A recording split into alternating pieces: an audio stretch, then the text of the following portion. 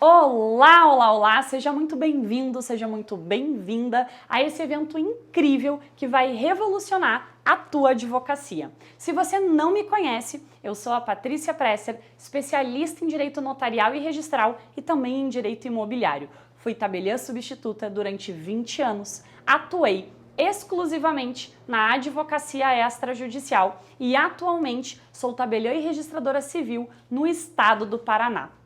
E aqui, durante essa semana, eu vou te mostrar o novo poder que advogados comuns estão usando para ganhar mais do que juízes, sem ter que fazer audiências, mesmo sem experiência.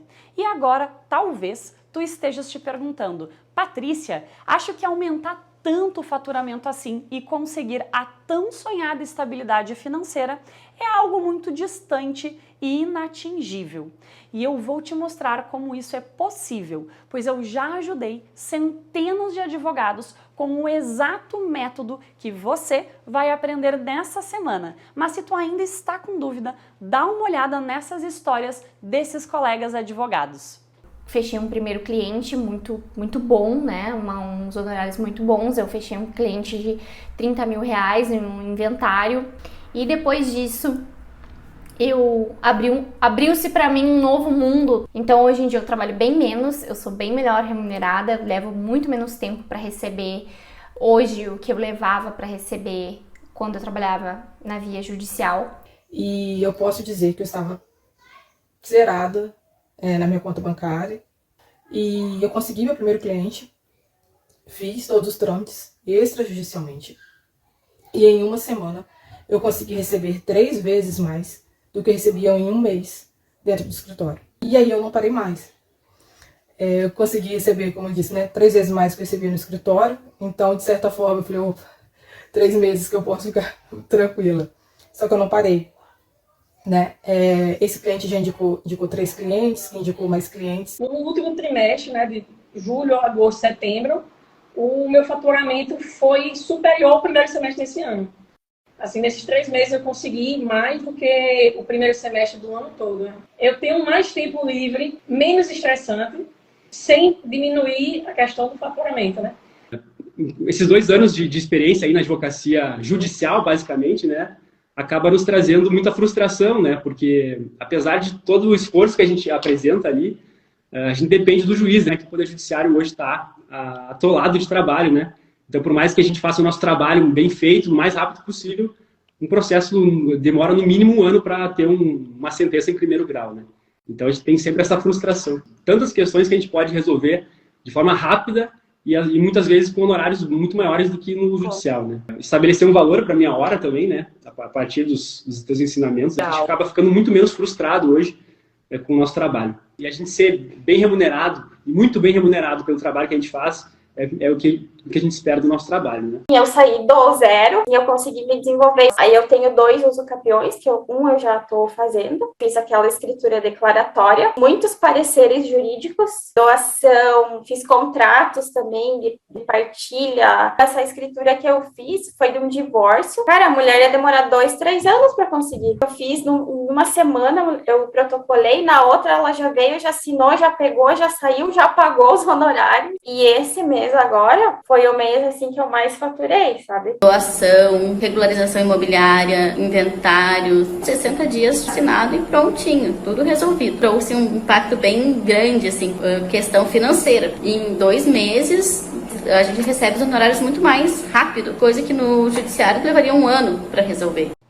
Esses advogados participaram de um evento igual a esse que você está participando agora. E por isso, antes de mais nada, eu preciso te dar os parabéns. Parabéns por estar aqui, por estar comprometido. Isso já mostra a tua grandeza e responsabilidade com a tua carreira. Eu espero que você realmente não mude a sua postura e continue forte aqui comigo até o fim.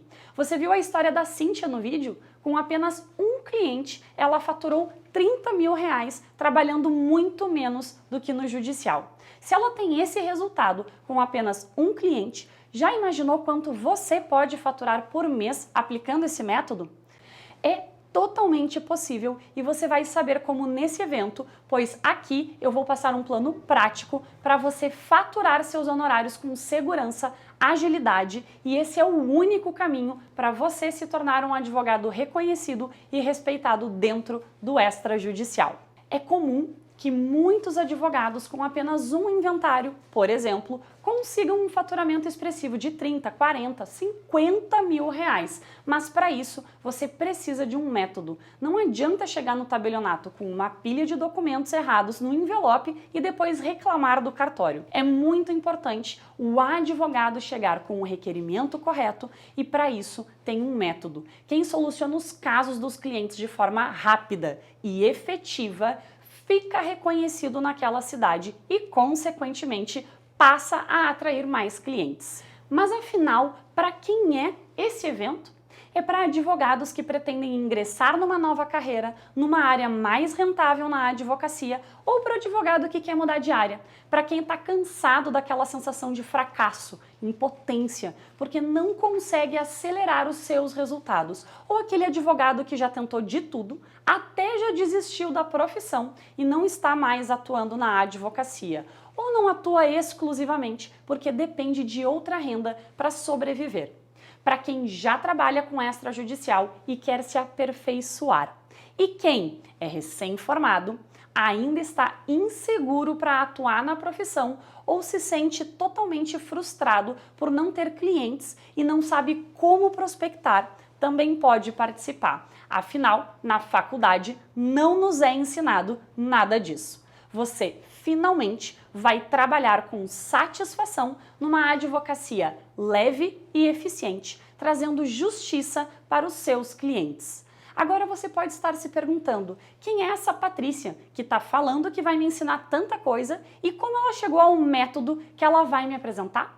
Então eu vou dar uma rápida contextualização antes da gente entrar no conteúdo jurídico. Mas prepare-se, porque vai ter muito conteúdo durante toda essa semana. Eu venho de uma família de tabeliães, então eu passei a minha infância em um tabelionato de notas. Atuei como tabeliã substituta por mais de 20 anos no 10º tabelionato de notas de Porto Alegre, no Rio Grande do Sul. E durante esse tempo todo, atrás do balcão, eu adquiri muita experiência e conhecimento prático. Na posição de tabeliã substituta, eu ajudei inúmeros advogados que apareciam no cartório, sem nem saber quais documentos eram necessários para resolver os casos dos seus clientes. Mas mesmo assim, a maior parte deles, em menos de 2 meses, solucionava problemas que levariam anos para serem resolvidos no sistema judiciário. Eles advogavam sem estresse e sem litígio, sem aquela expressão tensa e preocupada que é tão comum no ambiente judicial. Eu presenciei isso por anos a fio e percebi que esse era um novo poder que os advogados podiam explorar, mas que poucos dominavam. Era nítido que muitos enfrentavam dificuldades para atuar com segurança nessa área extrajudicial e era comum muitos deles me procurarem o tempo todo pedindo ajuda. Essa situação toda me motivou a também cursar direito, porque se eu estava conseguindo ajudar advogados a ganhar tão bem através do cartório, eu também queria ganhar uma fatia para mim. E foi lá na faculdade que, com toda a experiência que eu já tinha, percebi que o curso de direito realmente não ensinava o advogado a pensar fora da caixa. Havia pouquíssimas ou nenhuma disciplina de direito registral e notarial no currículo, e eu entendi que esse conhecimento, apesar de valioso e acessível de aprender, era pouco difundido, fazendo com que o advogado fosse doutrinado a seguir apenas o caminho torturante do judiciário. Foi aí que eu compreendi o motivo de muitos advogados terem preconceito e não enxergarem o grande poder do extrajudicial.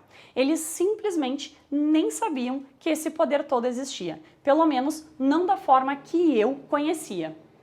Assim, eu me formei e fui atuar como advogada e prosperei rápido atuando direto no extrajudicial.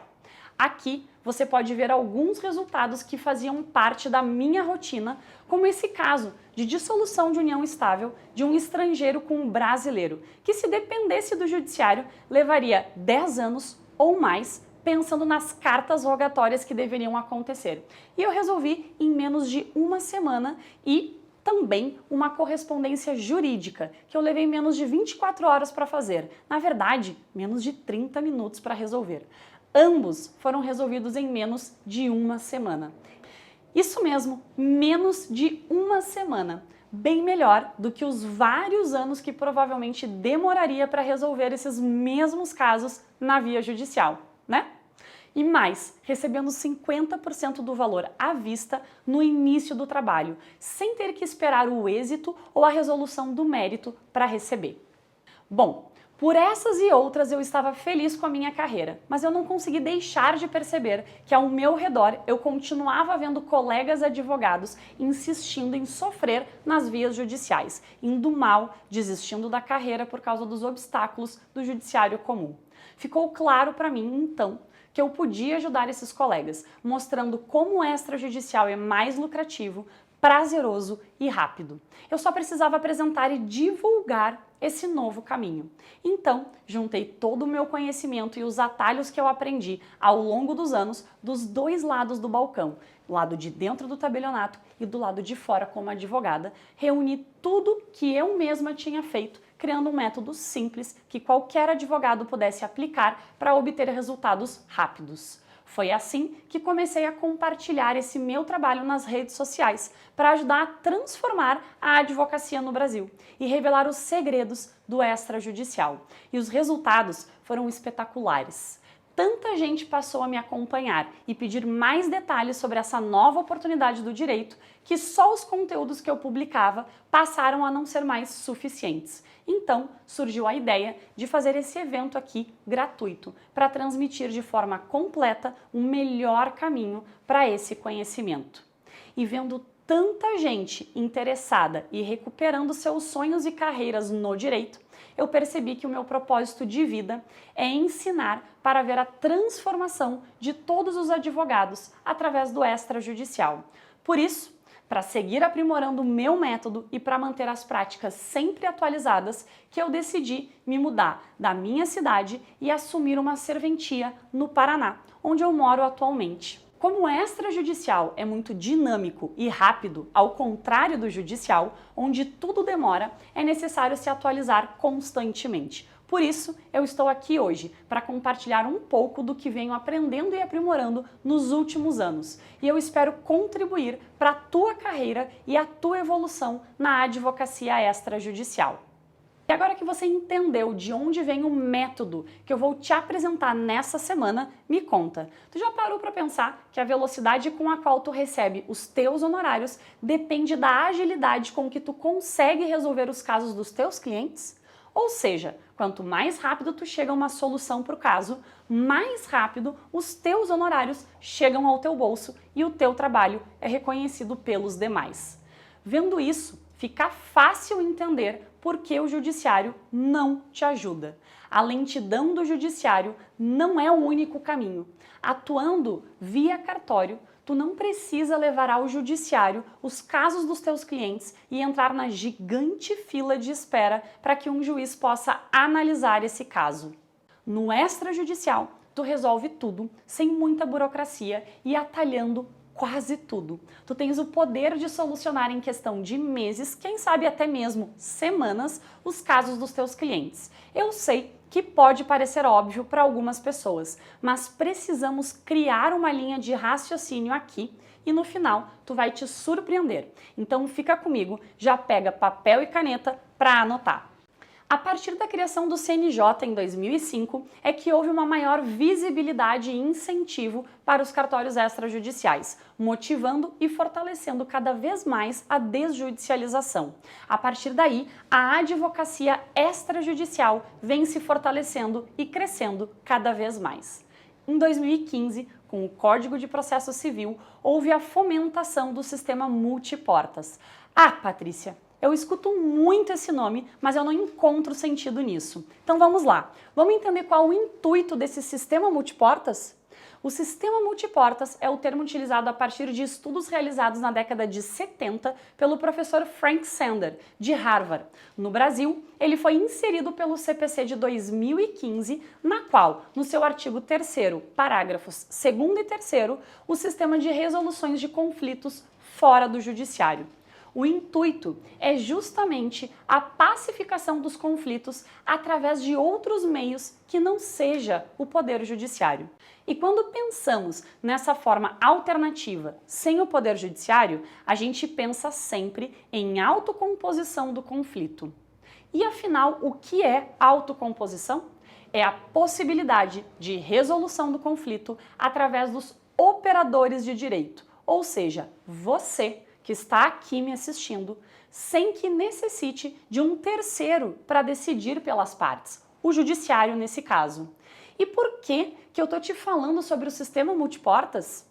Mesmo com uma queda na quantidade de processos, o Conselho Nacional de Justiça, CNJ, relata que o Poder Judiciário ainda tem mais de 70 milhões de processos em tramitação, ou seja, processos que estão aguardando uma solução definitiva. Tem noção disso?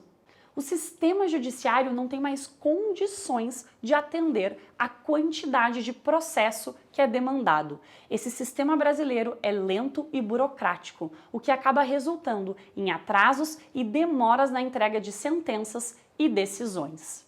Essas demoras prejudicam a vida de muitas pessoas e fazem com que os processos judiciais sejam extremamente longos e custosos. Como consequência disso, muitos advogados acabam tendo que se dedicar a um único processo por muito mais tempo do que o esperado, e isso acaba por afetar a sua própria produtividade. Essa situação tem um significativo impacto na qualidade do serviço fornecido aos cidadãos brasileiros. As longas demoras no sistema judiciário geram uma frustração significativa nos cidadãos que buscam por justiça. Ao se depararem com processos que podem durar anos, muitos perdem a esperança de que sua causa será resolvida de forma justa. A desjudicialização nunca se fez tão necessária em nosso país. E para isso, eu quero trazer o Poder Judiciário em números. A Base Nacional de Dados do Poder Judiciário, mantida pelo CNJ, contabilizou 80.129.206 processos em tramitações nos tribunais de varas do Brasil no dia 31 de março de 2022. Pois bem, agora eu quero te trazer novidades para atuar no extrajudicial. Quero te trazer aqui um ponto que desde o ano de 2017 já é possibilidade e que você, advogado, tem condições de faturar altos honorários através da uso capião extrajudicial. A Lei 13.465 de 2017 traz mudanças significativas para o direito imobiliário e também para o direito notarial e registral. Logo, a tua advocacia extrajudicial, desde o ano de 2017, passou a ser uma advocacia muito mais importante. Começando pelo uso capião extrajudicial, que está lá no artigo 216A da Lei 6.015 de 73, a gente passa a ter a possibilidade da regularização fundiária urbana. A mesma Lei 13.465 trouxe a REURB, a Regularização Fundiária Urbana, que tem a intenção e medidas jurídicas e urbanísticas ambientais destinadas a incorporar núcleos urbanos informais dentro desse ordenamento territorial urbano. E por que eu falo isso? Eu tenho certeza que você já ouviu falar, se você mora numa cidade que não é capital, de casos na qual zonas rurais passaram a ter diversas residências, inclusive já no âmbito urbano, mas seguem pagando ITR, CCIR e acabam não conseguindo fazer as transmissões imobiliárias de forma regular e, consequentemente, fica sempre aquele contratinho de gaveta e que você, advogado, sabe como isso é ruim para o seu cliente. Pois bem, a 13.465 ela traz a REURB de forma muito importante e você, advogado que está aqui me assistindo, já sabe que a REURB é um ponto de utilização na tua advocacia para que o seu cliente tenha a resolução do seu caso de forma rápida, célere e sem depender do judiciário.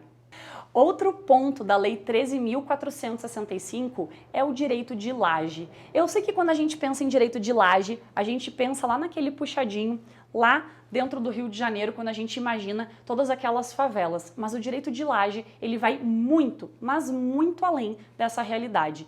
Quem aqui nunca construiu no andar de cima do seu sogro, do seu pai e, consequentemente, tem lá aquele famoso puxadinho, mas que não tem nenhum documento que comprove essa situação? Pois bem, o direito de laje, ele vem na legislação para resolver esse tipo de situação e é extremamente fácil e rápido de se resolver. Você precisa de um memorial e uma planta feita por um engenheiro e você vai então fazer aí o direito real de laje, a instituição e, consequentemente, abrir em 2 matrículas, regularizando o trabalho do teu cliente e, consequentemente, que ele possa fazer a venda desse imóvel, doar e a forma que ele quiser utilizar o bem que agora passa a ser dele por tua atuação.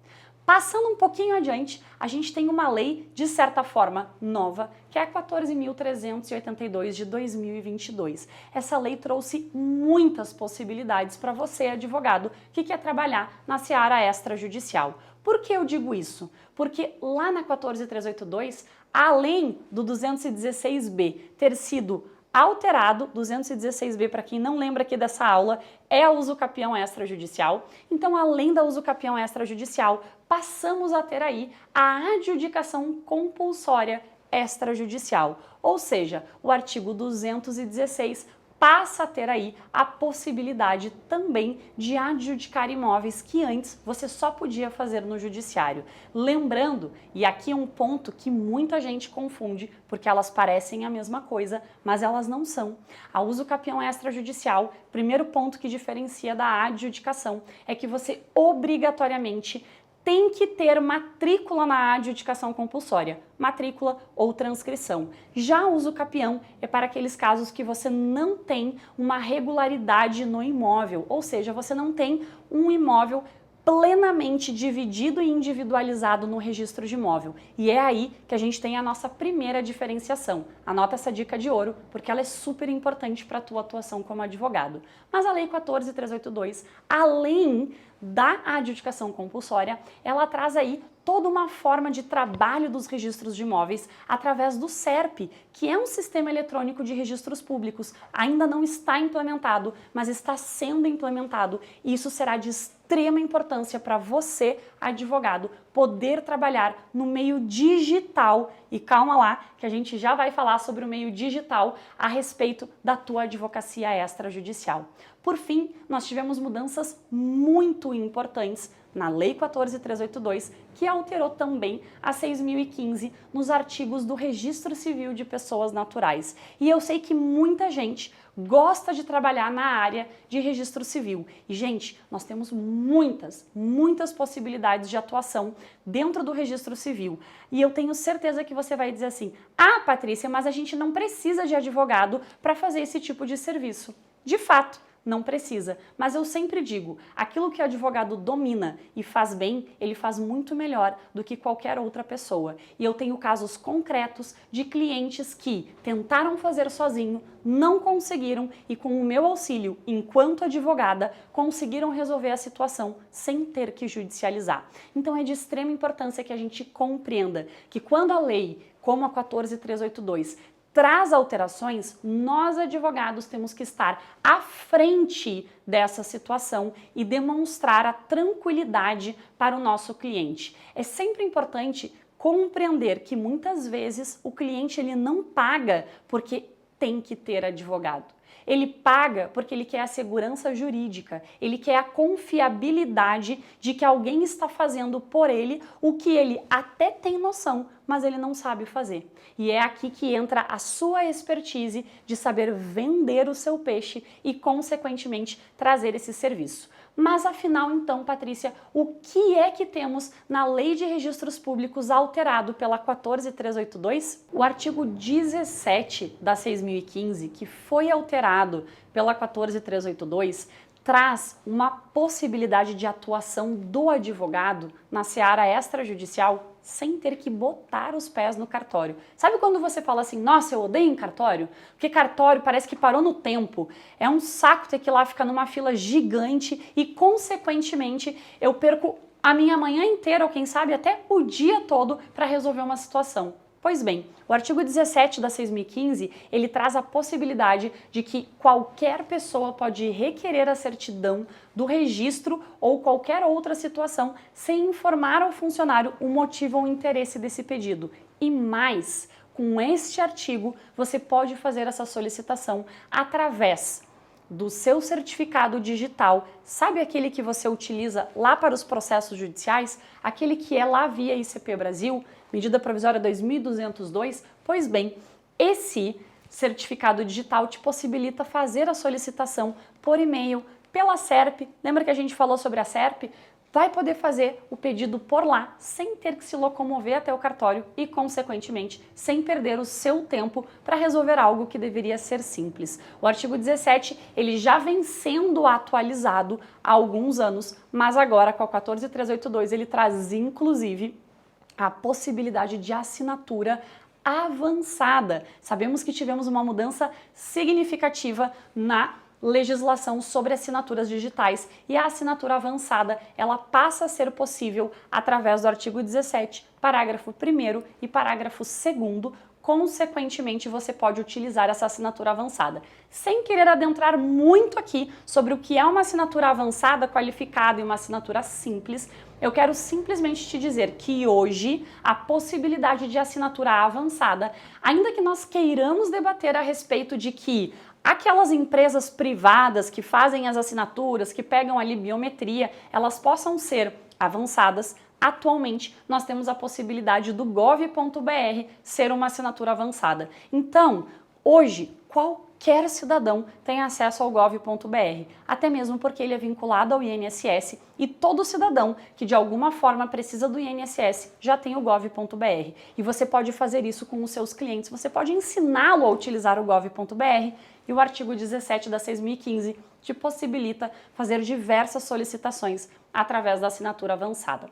Pois bem, seguimos adiante aqui, porque afinal, esse artigo ele é para todos os registros, títulos e documentos, registro de imóvel e também registro civil de pessoas naturais. Eu posso pedir nestes 3 registros qualquer situação através do 17. Mas eu quero trazer para você aqui o registro civil de pessoas naturais, que eu falei que tinha mudanças significativas e, consequentemente, você poderá utilizar isso com os seus clientes. O primeiro artigo que a gente vai falar sobre registro civil de pessoas naturais é o 55 da Lei 6.015. Nesse artigo, a gente tem aí que toda pessoa tem direito ao nome, compreendidos o prenome e o sobrenome, observado que ao prenome serão acrescidos os sobrenomes dos genitores ou de qualquer ascendente, desde que comprovado, mas acima de tudo, nós temos no parágrafo 1º um caso que nos últimos tempos a gente viu acontecer com o cantor Seu Jorge e o filho Samba. Nós temos aí no parágrafo 1º a revisão do registrador civil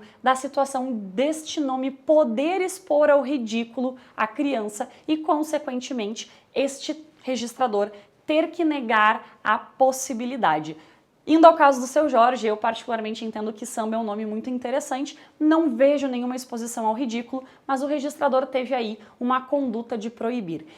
Porém, a partir do parágrafo 1º, nós temos aí a mudança que veio com a legislação 14.382. A principal mudança está no parágrafo 4º. E aqui eu quero que você se lembre de alguns casos que já estiveram na mídia, de casos em que o pai vai registrar o filho sozinho e acaba mudando o nome do filho em função, às vezes até por uma aposta, e aqui um caso que eu me lembro bem foi a questão de que o pai era muito fanático por um time de futebol e acabou colocando o nome do filho com a situação do time ali, né? Se eu não me engano era corintiano. E a mãe pediu o divórcio do pai em função dessa situação. Até a Lei 14.382 de 22, você não tinha o que fazer a não ser um processo judicial que dependia de advogado para fazer. Pois bem, agora você, advogado, pode utilizar do parágrafo 4º sem ter que se preocupar com uma judicialização e resolver isso de forma muito mais rápida. Em até 15 dias do registro do nascimento do filho, você pode, pai e mãe, indo até a serventia, solicitar a alteração do nome desse menor sem ter que justificar absolutamente nada. E aqui sempre lembrando, vai ter que ter a assinatura dos 2 pais, porque afinal tem que haver consenso. Caso contrário, a sua atuação será administrativa com o processo administrativo em juízo para fazer essa alteração do nome. Mas, lembrando, esse parágrafo 4º ele traz aí uma resolução muito importante para muitas situações que acontecem no dia a dia.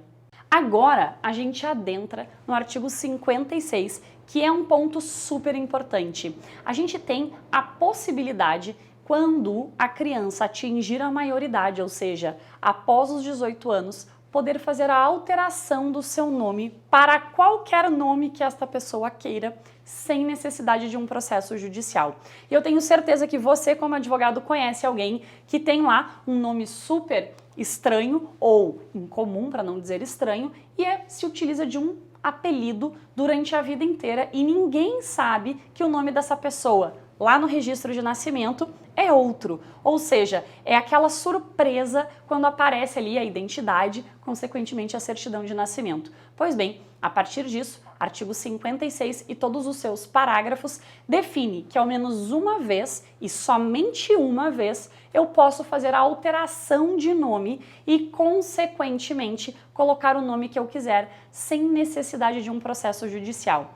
Patrícia, mas novamente, não precisa de advogado. Eu sei, só que você tem que trazer as consequências jurídicas para esse cliente, você tem que fazer o serviço para ele e você vai entregar tudo pronto. Porque se você parar para prestar atenção, nós temos regramentos de diversos órgãos que terão que ser alterados em função dessa troca de nome. E você, advogada, é quem vai orientar o seu cliente e fazer o passo a passo para ele. É para isso que você também está sendo pago, para essa segurança. Quantas vezes alguém casa e não altera a sua identidade, ainda que tenha pego o nome do seu cônjuge, e aí depois, anos depois, tem que resolver essa situação? Pois bem, imagine agora você mudar o seu prenome e, consequentemente, você esquecer de mudar, por exemplo, no passaporte.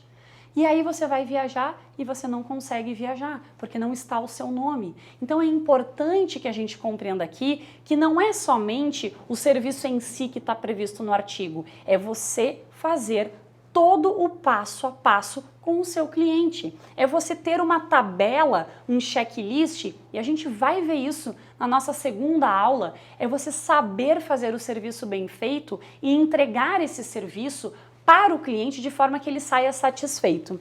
E aí, eu tenho certeza que você vai me dizer assim, Patrícia, isso é serviço de despachante. Eu não faço serviço de despachante. E eu sempre brinco, e brincava muito enquanto advogada, pagando bem pode me chamar até de meu iaiá, meu ioiô. Não precisa fazer nada além disso. O importante aqui é que você saiba fazer o serviço, porque nem todo despachante sabe fazer o serviço que você tem que fazer.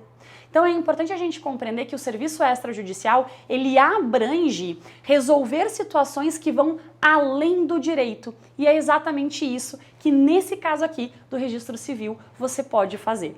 Por fim, eu quero trazer aqui o artigo 57 da 6.015. O artigo 57 traz uma novidade muito interessante, que é a possibilidade de inclusão de sobrenomes familiares que antes somente era possível na seara judicial. E aqui, gente, é muito comum a gente ouvir a seguinte pergunta: doutor, eu quero tirar o nome do meu pai e colocar o nome da minha avó. É possível? Não. E aqui vem a tua orientação enquanto advogado. É importante compreender que no artigo 57 a gente tem a possibilidade de inclusão. As possibilidades de exclusão é somente em 2 casos que estão correlacionados com casamento e união estável. Ou seja, me divorciei, não tirei o nome do meu cônjuge e quero agora, 10 anos depois, tirar o nome do meu cônjuge. É plenamente possível, mas veja, eu não estou tirando um nome que eu tive lá no meu nascimento. Eu estou excluindo somente o nome do meu ex-cônjuge.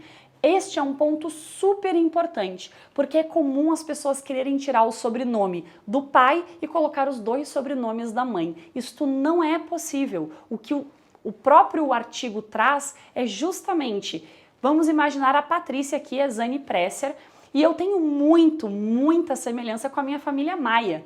Eu tenho sobrenome Maia por parte de mãe e, consequentemente, não está no meu sobrenome. E aí eu digo assim, bom, já que eu sou muito parecida com a família Maia, eu quero trazer esse sobrenome para o meu nome. E ao invés de eu colocar Patrícia Zani Presser, eu escolho então que eu quero ser Patrícia Zani Maia Presser. Posso tirar o Zani? Não. Eu sou obrigada a deixar os 2 sobrenomes que eu já tinha e inserir aquele que eu quero. Quando que isso acontece? Tem muitas pessoas que utilizam nomes de avós, e nomes que eu digo aqui são os sobrenomes, tá? Eles se utilizam dos sobrenomes para ser identificado em algum local, ainda que não tenha no seu próprio sobrenome, porque no momento em que nasceu seus pais não enxergaram essa utilização, acaba que no decorrer da vida você passa a utilizar. Tem um grande amigo que é tabelião e registrador civil e que ele se utiliza de um sobrenome do avô que não está no seu nome completo. Hoje ele pode simplesmente requerer ao registro civil pertinente trazer esse sobrenome dele para ser então conhecido. É importante a gente saber a diferença de incluir do que excluir para incluir. E somente é possível esse primeiro. Tá certo? Continuando aqui todo esse tema e fazendo um gancho com o artigo 17 que a gente viu agora há pouco aqui nessa aula, eu quero que você lembre da possibilidade da utilização dos atos notariais e registrais e da tua advocacia extrajudicial através do meio digital. Nós tivemos aí, num sistema pandêmico, a possibilidade de diversas situações serem resolvidas no meio extrajudicial e mais do que isso, sem ter que ir até o cartório. E hoje nós temos isso implementado. Alguns pontos são de extrema importância a gente rever aqui. O primeiro é a própria Lei 14.382. Por quê? Porque a 14.382 ela traz aí uma integração de serviços públicos através de uma única central, que é o SERP. Ainda não está implementado novamente, mas nós já temos todas as centrais disponíveis para o usuário. Ou seja, eu posso ter aí a central de protestos, eu posso ter a central de títulos e documentos, eu posso ter a central de pessoas jurídicas, a central de registro civil e a central de registro de imóvel. E, consequentemente, você, advogado, tem que saber utilizar estes 5 serviços para que você possa trabalhar de forma remota sem que você precise de um escritório físico. E isso, gente, é super importante. A pandemia também nos trouxe essa possibilidade. As pessoas estão mais acostumadas a usarem plataformas de streaming para terem reuniões. Elas estão acostumadas a fazer uma ligação e resolver a situação, o que antes não era assim. E agora você não precisa mais ter um escritório que tem um custo elevado para você trabalhar com o seu cliente. Você pode trabalhar da sua casa, criar aí o seu cantinho instagramável, como a gente fala, ou seja, aquele fundo que apresente a seriedade da sua profissão e ao mesmo tempo não ter que gastar com aluguel, condomínio e assim diversas outras contas que você tem num escritório físico.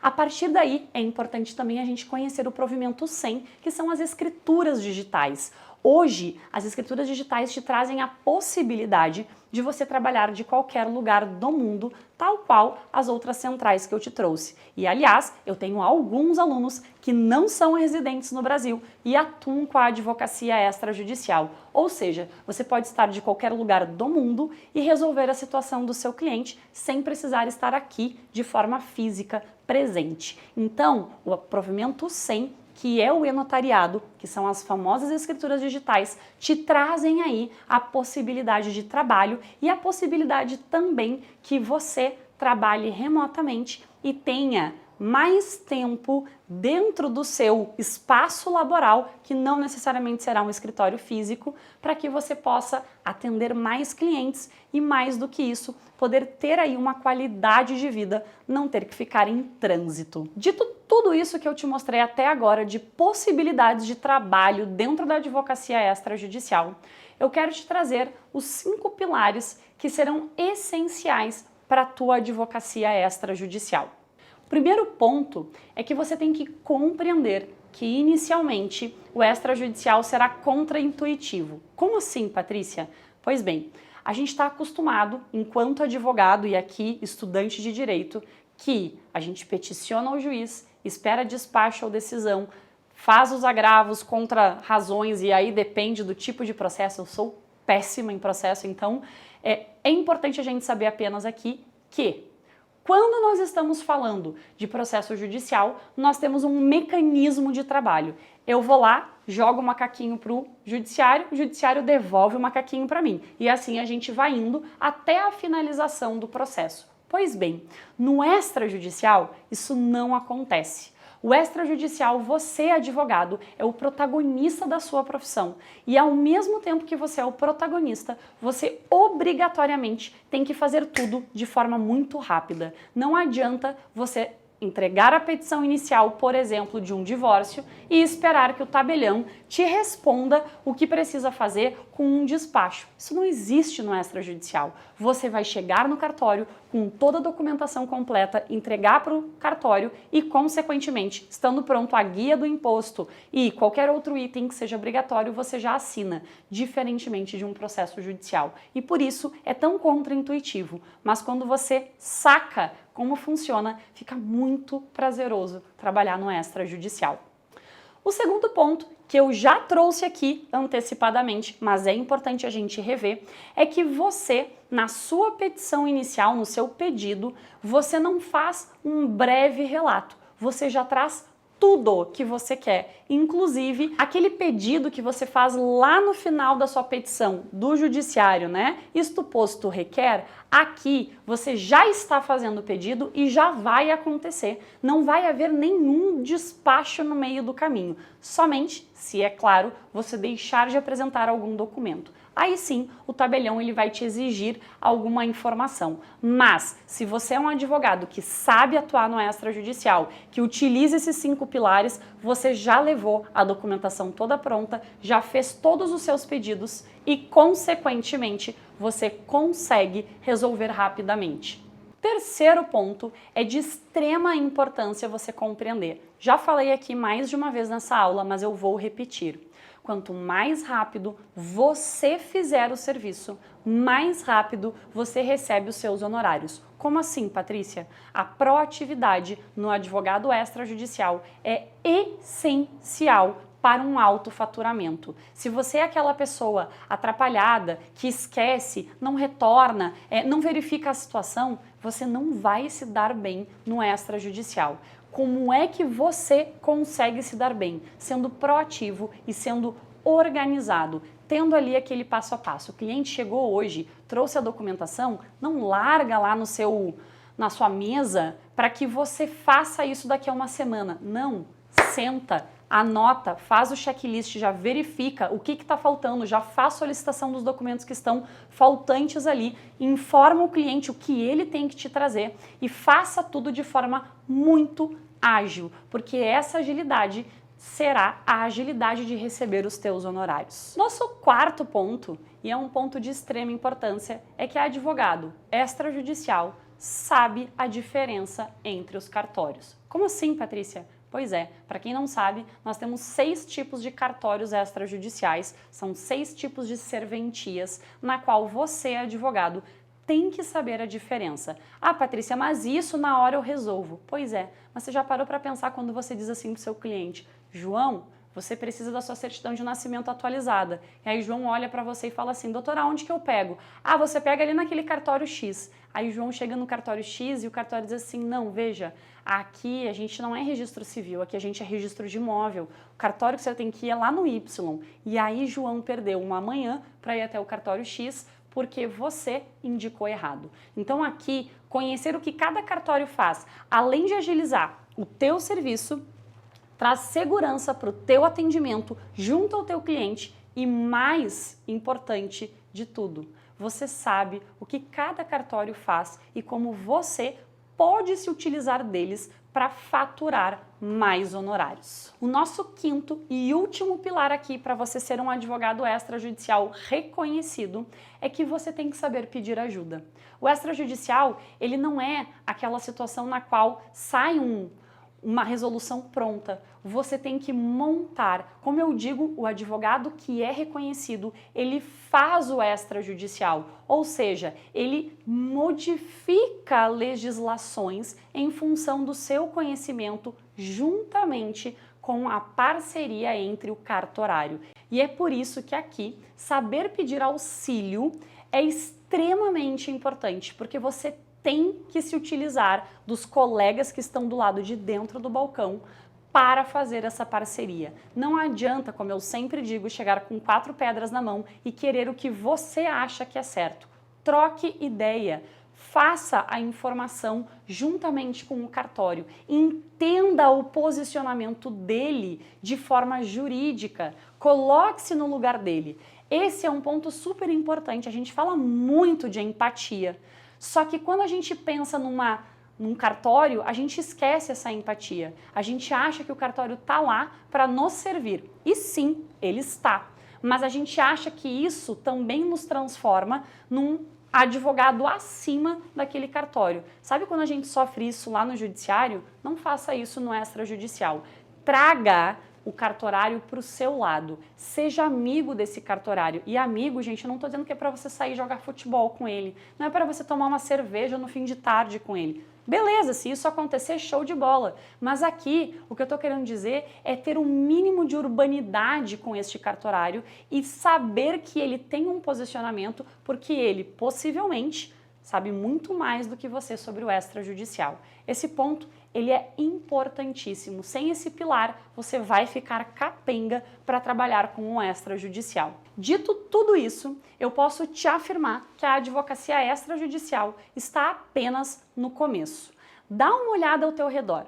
O mundo mudou. Está tudo mais rápido, as pessoas estão mais conectadas, mais criteriosas, ninguém aceita qualquer coisa ou algo lento. Todos querem tudo para agora. Melhor, né? Para ontem. Se tu queres comer algo agora, o que tu vai fazer? Simplesmente abrir um aplicativo e em menos de 5 minutos tu já pediu o teu jantar. E se tu quiser fazer um pagamento, é só fazer um Pix que cai na hora na conta da outra pessoa. Consegue entender que o mundo está em constante evolução e que se tu não te adaptar, vai ficar para trás, como muitos já ficaram? Depois não adianta ficar reclamando que todo advogado não ganha bem e que a advocacia está saturada. O que está saturado é o jeito velho de advogar, mas o extrajudicial é o jeito novo, totalmente alinhado com as novas necessidades do direito e dos teus clientes. Isso sem falar da qualidade de vida que os advogados encontram na esfera extrajudicial. A depressão é uma doença que afeta milhões de pessoas em todo o mundo e não é diferente para advogados que trabalham no judiciário. A pressão e a exigência de atuar no judiciário podem ser extremamente desgastantes e as dificuldades enfrentadas no dia a dia podem ser, às vezes, insuperáveis. Além disso, os advogados também são expostos a longas horas de trabalho, julgamentos complicados, leis complexas e alto grau de estresse, o que aumenta o risco de depressão, ocasionando o abandono da profissão e, claro, dos próprios sonhos desse advogado.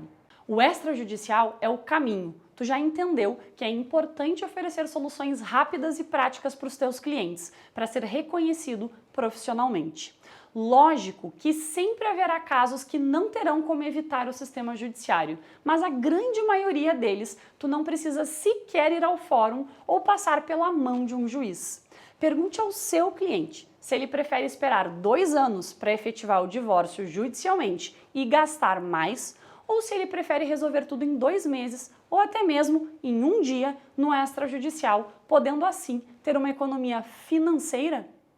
Pense em quantas coisas que antigamente demoravam anos para serem solucionadas e que hoje são muito mais simples e rápidas de serem resolvidas. Só para ter uma ideia, uma usucapião normalmente leva cerca de 10 anos para ser solucionada no judiciário. Já no extrajudicial, ela normalmente leva em torno de 6 meses. E mais uma vez, isso pode variar, pois alguns casos podem levar um pouco mais de tempo, outros podem levar bem menos. Existem muitos exemplos que eu poderia trazer aqui para te mostrar que o extrajudicial é a forma mais rápida de solucionar os casos dos teus clientes e te ajudar a receber os teus honorários mais rápido. Mas a gente vai ficar aqui nessa aula o resto da semana.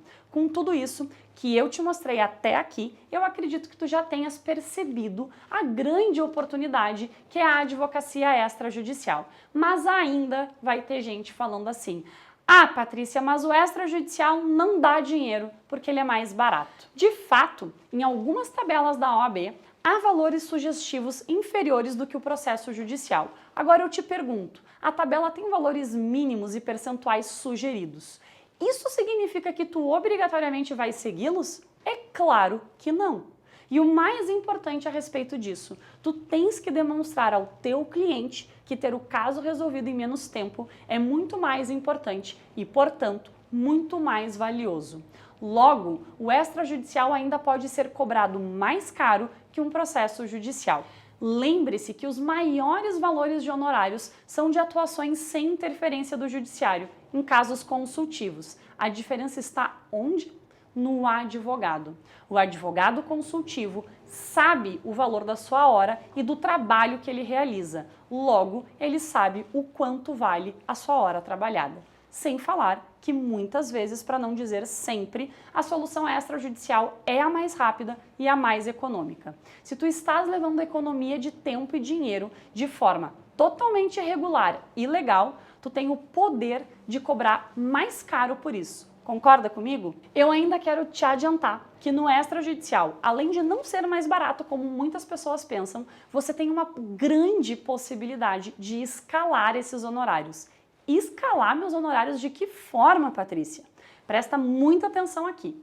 Se hoje tu pega um inventário extrajudicial para resolver e digamos que nesse ato vai receber 20 mil reais. Dependendo do caso, em pelo menos 2 meses, tu resolve ele e passa para o próximo. Digamos que o próximo seja um outro inventário. E, novamente, tu resolve de forma rápida e resolutiva, recebendo os teus honorários. Viu como é valioso ter esse conhecimento? Entende que tu não precisa, necessariamente, estar com uma grande quantidade de processos de uma só vez?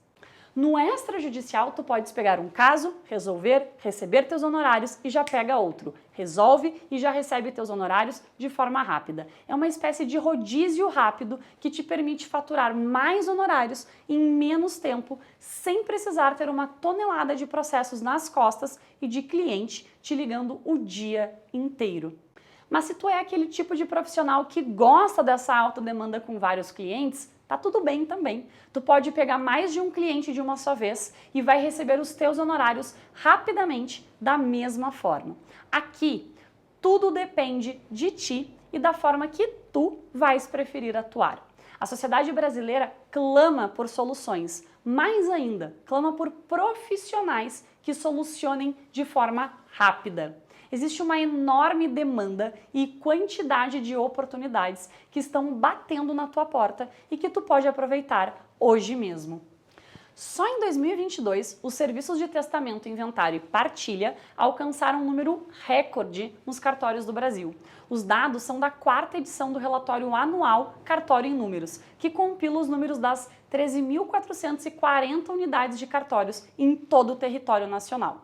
Se tu pesquisar no Google hoje, quantidade de inventários realizados no Brasil 2022, tu vai ver o recorde de atos registrados. Foram mais de 213 mil atos realizados em apenas um ano. Ainda, a população brasileira está cada vez mais idosa, segundo dados da OMS, Organização Mundial da Saúde. Em 2030, o Brasil terá a 5ª população mais idosa do mundo inteiro, acarretando cada vez mais a alta demanda por testamentos, inventários, sucessões, planejamentos. São muitas as possibilidades de atuação.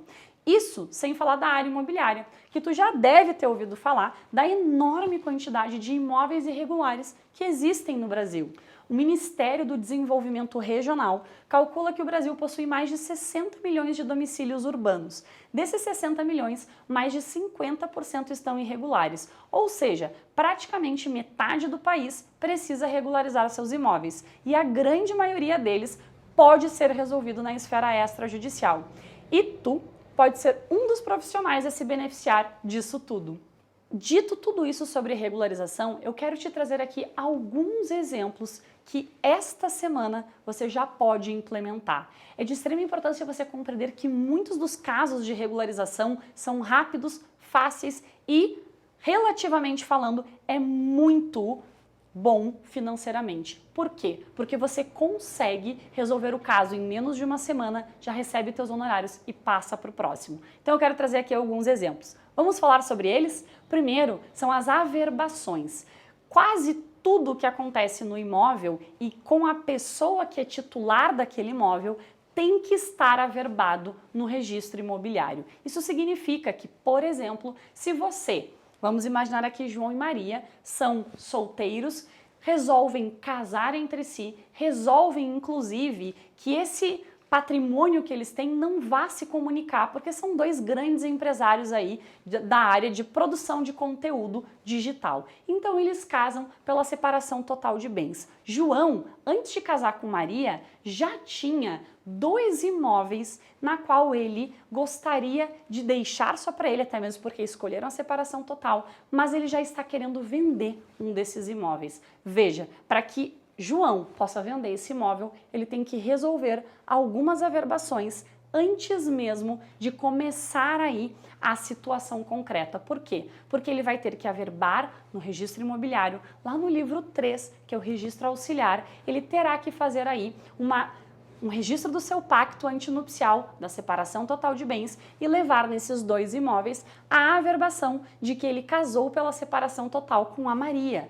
Logo, se ele for ao banco sem essas averbações para fazer o financiamento desse imóvel, ele não vai conseguir fazer este contrato de financiamento com o seu promitente comprador. Por quê? Porque ele não tem o imóvel regularizado. Olha como é simples, é uma averbação de certa forma muito básica e que você, advogado, está sendo contratado para fazer. Se alguém lhe procurar essa semana para fazer, você já sabe que você precisa basicamente de um requerimento na qual você vai preencher o que o registro de imóvel precisa fazer. Lembrando aqui que o registrador de imóvel ele trabalha com o princípio da rogação, ou seja, eu tenho que rogar, solicitar ao registrador que ele faça aquele serviço para mim. Não adianta eu chegar lá com a certidão de casamento e dizer, ó, registrador, registra aí para mim. Não é assim que funciona. Você tem que fazer um documento, fazer todo o requerimento e levar ao registro de imóvel. Ou seja, você pode fazer tudo isso para o seu cliente, pegar todos esses documentos e levar para ele. Lembra do início da nossa aula, em que eu falei que você pode fazer isso através da central do registro de imóvel? Você vai poder fazer todos esses pedidos com base lá no artigo 17, requerimento com assinatura avançada ou assinatura qualificada, que é a ICP Brasil. Você vai pegar todas as certidões no meio digital, anexa tudo e leva ao registro de imóvel sem ter que sair de casa e sem o seu cliente ter que sair de casa. Olha que barbada! Então aqui a gente tem o primeiro exemplo que você já consegue aplicar hoje mesmo e sair ganhando dinheiro.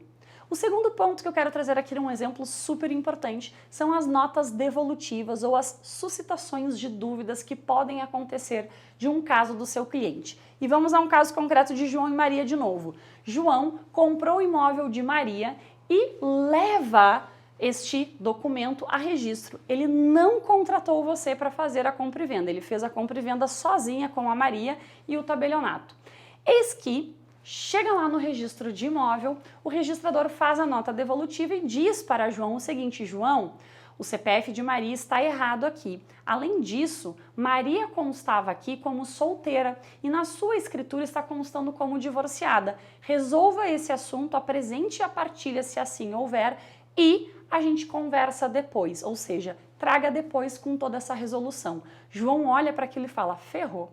Nunca mais vou registrar meu imóvel. Mas você que está aqui me assistindo vai pegar essa documentação e vai saber que automaticamente você consegue resolver até mesmo na mesma semana, dependendo, é claro, de qual regime que Maria casou e depois se divorciou. Porque se ela casou por qualquer regime que não tenha comunicação de bem particular, basta uma averbação com a certidão de casamento juntamente com a averbação do CPF. E a gente volta para o primeiro exemplo. São meras averbações que a nota devolutiva apresentou, porque o tabelião não verificou todas essas questões, o que é muito difícil, gente, mas pode acontecer, e também porque João não sabe resolver essa situação. Então ele te contrata e você resolve rapidamente. Agora imaginemos o seguinte: nesta nota devolutiva, verificamos aí que Maria era casada pela comunhão universal. E aí nós temos um erro muito importante que deverá ser resolvido e que possivelmente você não vai conseguir nesta semana.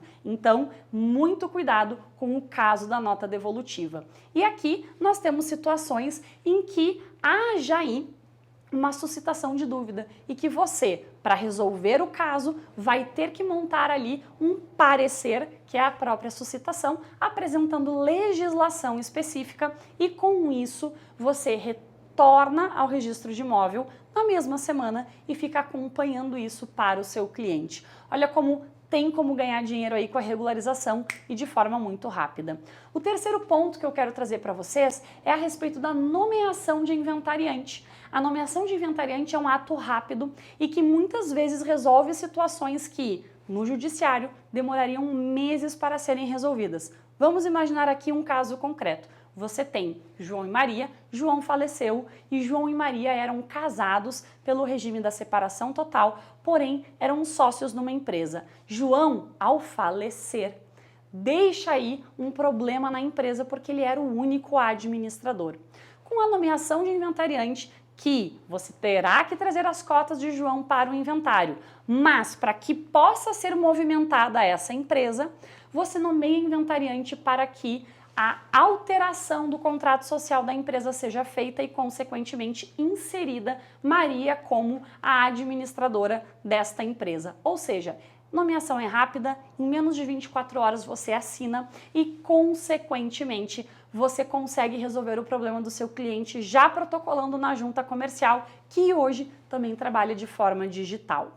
Por fim, nosso último caso aqui de exemplos que você pode resolver ainda essa semana é o caso do divórcio. O divórcio, quando ele não tem bens a serem partilhados, ele pode ser feito no mesmo dia, dependendo, é claro, da disponibilidade do cartório. Mas é importante você compreender que, juntando todos os documentos, em menos de 2 horas você já protocolou o pedido junto ao cartório, seu cartório de estimação. Quem me conhece aqui sabe que eu sempre falo que você deve ter um cartório de estimação.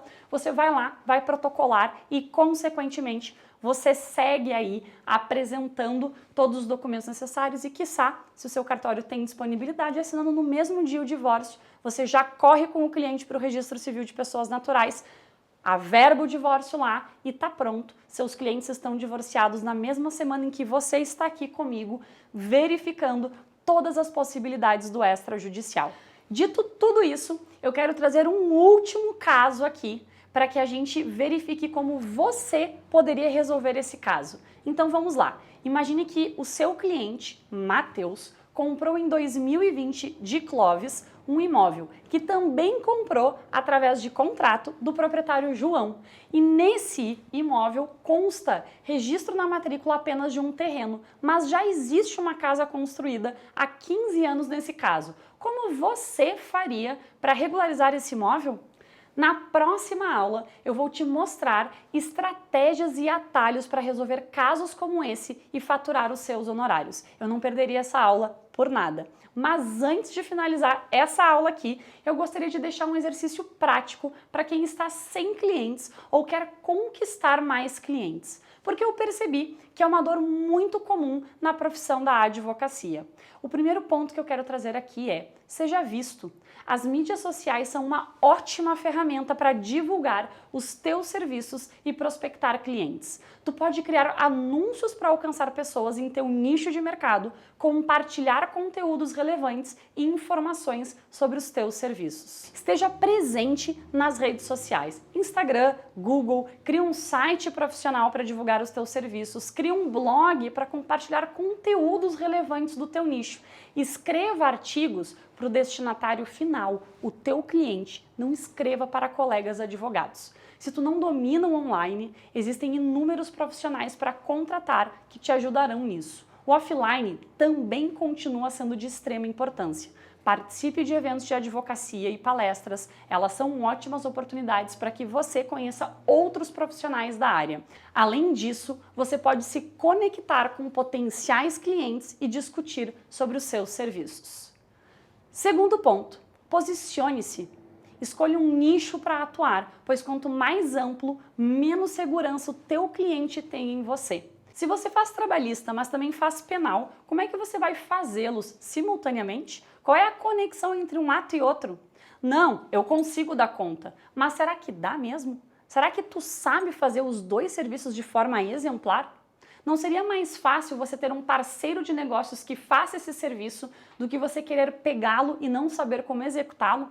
Isso é comum. A gente acaba aceitando, muitas vezes porque o cliente sente confiança em nós.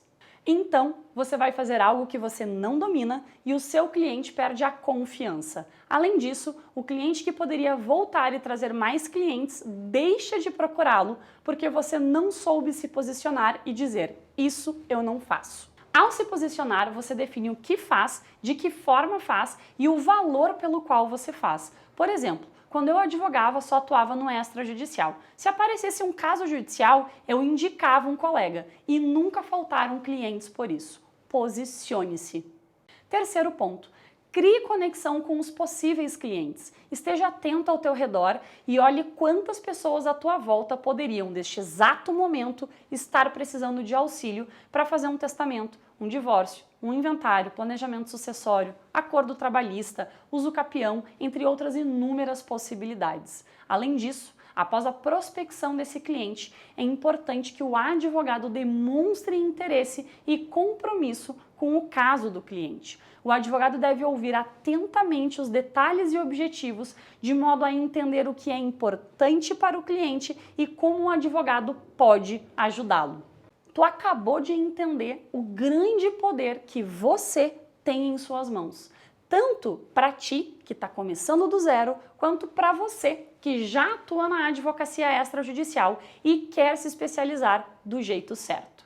Acontece que se você parar por aqui, é impossível se tornar um profissional reconhecido e, consequentemente, bem remunerado.